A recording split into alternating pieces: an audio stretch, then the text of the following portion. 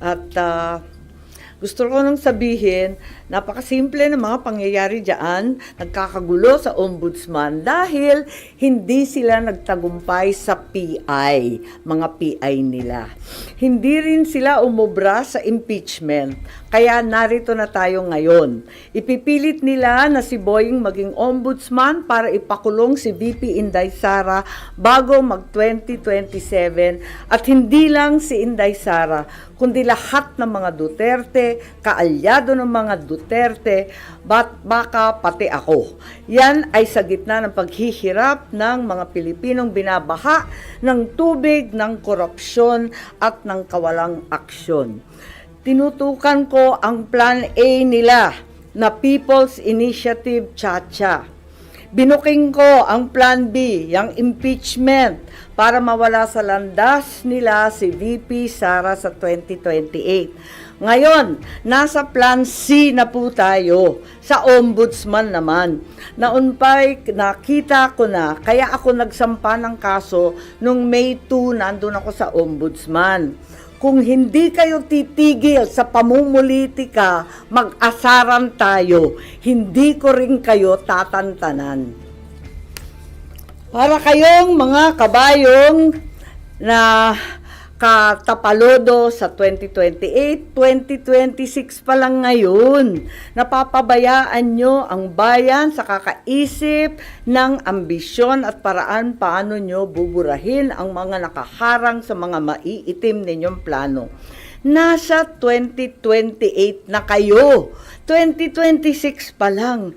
Paano makakaligtas at mabubuhay ang Pilipino 2026, 2027? Paano makakaraos? Hindi sila tulad ng mga buhaya na kaya sa lupa at lumalangoy sa baha, walang pakialam. Ngayon, ang OMB, Bantayog ng Katwiran, para sa mga lingkod bayan. Pati ba naman yan, gusto ninyong baluktutin? Habang nagsusumikap ang lahat ng tapat, habang ang lahat ng Pilipino ay galit dahil gustong makakita ng tuwid, habang pilit naming nire-reband na tuwid ang sistema, eto kayo at pilit nyong kinukulot, binabaluktot, ginugulo. Ang OMB ay opisina, hindi parlor. Tigilan nyo yan. Ang mensahe ko naman kay bagong Deputy OIC Ombudsman Vargas ay simple lamang. Kung nayayanig ka na sa pressure, isabuhay mo na lang ang sikat ng kanta ni April Boy Regino. Kapag nariyan na ang suhol, itaas mo ang iyong dalawang kamay ng ganito at sabihin, hindi ko kayang tanggapin. Wala lang. Naloloka na ako. Yes po.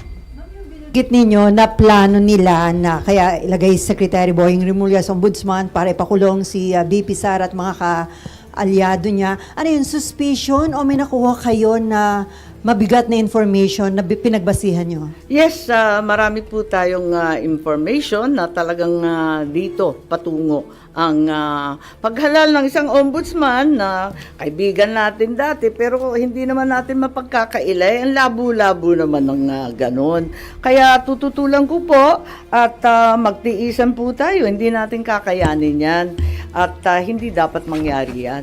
Dahil klaro naman hindi dapat politiko, klaro yung conflict of interest, hindi naman na maitatakwil na may kaso. So, 2 sets of cases against Secretary Boying Remulla presently pending before the Ombudsman. Kung paano siya magkakaroon ng clearance from the Ombudsman, pipilitin talaga, pinaltan na yung Deputy OIC na dati nariyan, si Deputy OIC Castillo, malamang ayaw mag-cooperate, kaya kung ano-anong paninira nakikita natin sa online.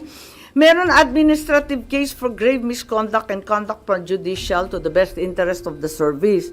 May ikalawa pa, may criminal cases, usurpation of judicial functions under the revised penal code, another criminal case for arbitrary detention of PRRD. Ayan, so nag-file ako nung nakaraang 27 August ng position paper ad cautelam kasi marami pang pending, marami pang iniintay. Higit sa lahat, hindi pa nare-resolve yung time to file the position paper. Iintay rin kami yung mga respondent. Panay ang extension of time to file, wala pa, hindi pa pinipila, tapos yung counter affidavit pa. And then Marbil, si General Marbil, may motion to withdraw pa his rejoinder affidavit. So ang dami pang nakatenga, dapat talaga, pasok na yan sa preliminary investigation. Di naman nila pwedeng i-dismiss kasi umandar na yung kaso Meron pa akong motion for clarificatory hearing. Meron pa akong motion for supplemental position paper. Kaya, ayun, nung nag-file ako nung 27 August, yung sumunod na araw, wala, tinanggal na si OIC Ombudsman Marie Flor Punsalan Castillo. Bigla-bigla ang pinasok yung Deputy Ombudsman sa Visayas, si Dante Vargas naman. Ang daing naririnig, ang daming haka-haka, ang daming pinapakita na sinisiraan na nga si OIC Ombudsman Castillo na dati-rati wala naman tayong naririnig tungkol dyan. Kung ano-anong district engineer flood zone control, talaga naman nasa uso bigla. Ang totoo, ang balita, ang pagkakilala kay Justice Punsalan Castillo, hindi daw yan napapagsabihan kasi very independent-minded at very legalista. Kaya hindi talaga nauuto, hindi talaga nasusuhulan, yun na nga. Tapos may issue pa na yung bagong OIC Ombudsman Vargas, ang asawa daw, kaklase daw ni Secretary Boying sa UP Law. Therefore, there's extremely heavy pressure to dismiss the case against Boying.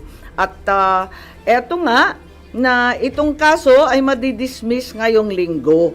Bakit i-dismiss yan? Yan ang tanong ko. At ang balita, immediately executory ang ilalabas. It's also alleged that even though the time for filing of the motion for reconsideration has not lapsed, the OIC will nonetheless issue an ombudsman clearance para tuloy-tuloy ang pag-appoint kay Boying. It's very bothersome if the cases will be dismissed days after the position papers were filed. Kulang pa yung response galing sa mga respondent. Marami pang pending incident. I-dismiss. Ang dami pang nakatenga. Hindi ba nakakaduda yan? There is a very ominous reason, clearly, for Secretary Boying to become the next ombudsman. It's the new phase in the effort to get rid of VP Sara before 2028. And since the PI failed, the impeachment failed, therefore the third attempt is lawfare at its very worst.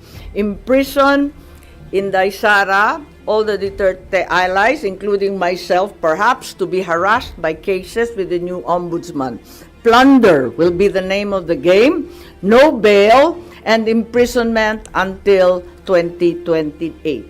I will be very, very surprised kung aabot si VP Sara na malaya kapag naupo itong uri ng ombudsman. Kaya ako, magfa-file ako ng opposition, pati sa JBC, dahil klarong-klaro yung conflict of interest, tapos magiging magulo.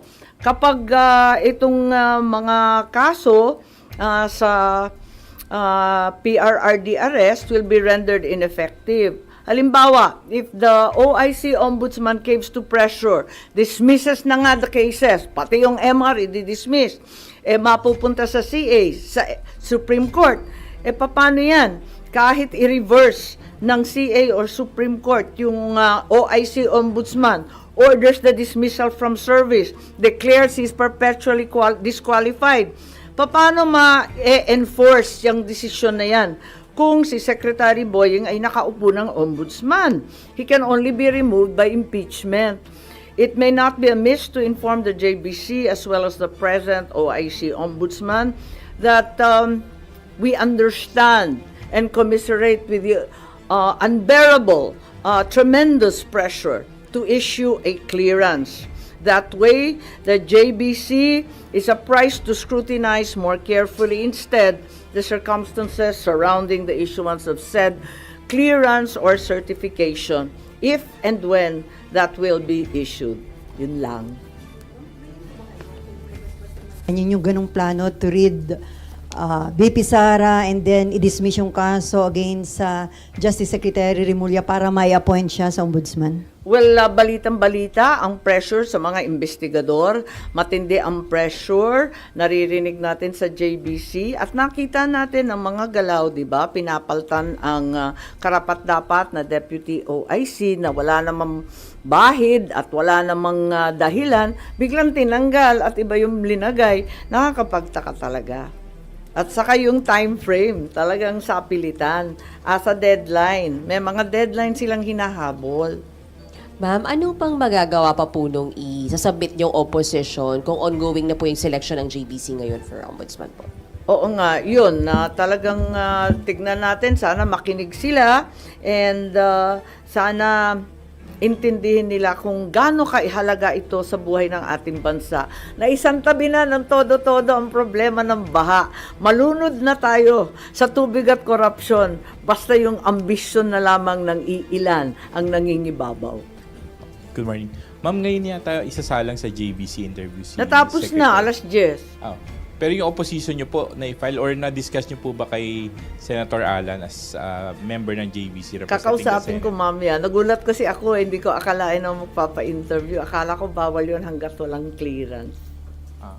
Aminin ko, hindi ko alam na kanina naka-schedule agad-agad. will you also question his being included sa shortlist? At tignan natin kung anong gagawin. Pero hanggat maaari, talagang pipilitin ko hanggat kaya at tututulan. Tulad nga ng sinabi ko kanina, ay nako, hindi ko rin kayo tatantanan kasi klarong-klaro naman ang moves nila. May message din po sa Garapala na po. ang mensahe niyo po sa ading niyo na ultimately siya na may appointing authority. Ay nako, talaga naman hindi yata nakikinig. Ma'am, kung ayaw nyo kay Sec Boying, kanino kayo doon sa 17 o 16 na iba pa? Ay hindi naman sa ayaw ko. Kaya nga lang, wag naman binabraso yung ombudsman. Yan na lang ang huling hantungan ng hustisya, ng katotohanan. Ang bigat naman nun. Constitutional body, guguluhin, ano? Wala naman akong sinasang-ayunan. Ang sinasabi ko, klarong disqualified. Kaya wag na lang. Ang liwaliwanag naman ang conflict of interest. Nakikita naman natin ang problema kapag may pending admin and criminal charges pa. Ang bigat naman, tapos gagawin ninyong ombudsman. Tama ba yun? Wala naman akong kinakampanyang kandidato para ombudsman. Sa totoo lang. Di ko nga kilala yung mga listahan. Siyempre, trabaho ng JBC yun eh. Wala na. Ibang issue lang. Ay, okay. Pero babalik pa ako sa budget. Okay, Oo, sige. yung madalian lang kung gusto nyo. Pero yun lang. Yes po. Ma'am, hindi ba parang ang for a goal na tanggalin lang si VP Sara, yun po talaga yung goal ni Secretary Remulla? Eh, hindi siya. Siguro yung mga nag-uutos din sa kanya. Marami kasi, di ba? Di ba masyado nang maliwanag ang pattern. Noon sinabi ng iba na napaka-alarmist ko. Bakit ko binubulabog ang lahat tungkol sa PI? O ngayon, tignan natin. Tapos yung impeachment, palang maniwala na itutuloy. Ayan, tinuloy. Wala rin nangyari. Kaya nandito na tayo sa Plan C. Yan talaga ang nangyayari. Ma'am, saan nyo nakuha yung information na may ganitong plano? Mag-ombudsman siya para ipakulong si VP Sara? Maliwanag naman kasi talagang sinabi na rin nung nag-iimbestiga yung mga Quadcom tungkol sa confidential and intelligence funds na ang tinutukoy, plunder charges, non-bailable, kulong bago 2028. Nakausap nyo na si VP Sara about this, ma'am? Yung possibility Hindi, ng actually ombudsman? hindi pa. Kasi wala siya rito, sa totoo lang. At sa dami ng problema nun, dadagdagan ko pa. Hanggat kaya ko, talagang hindi ko tatantanan to at mag-asara na lang kami. Pero, ma'am, sorry. Yep. Hindi naman po ang gusto ni VP Sorry? Masagot po, hindi lang gusto ni VP Sara, masagot sa proper forum yung mga charges laban po sa kanya. Tama.